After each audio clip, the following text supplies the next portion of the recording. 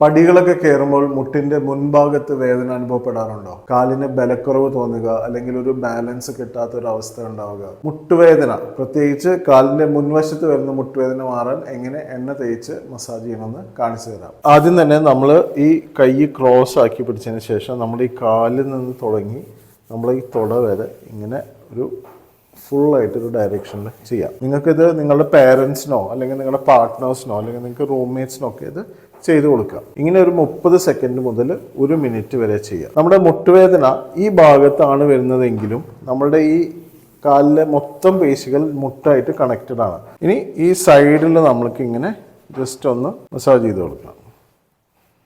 അതേപോലെ തന്നെ നമ്മൾ ഈ സൈഡിലും ഇതുപോലെ ചെയ്ത് കൊടുക്കാം.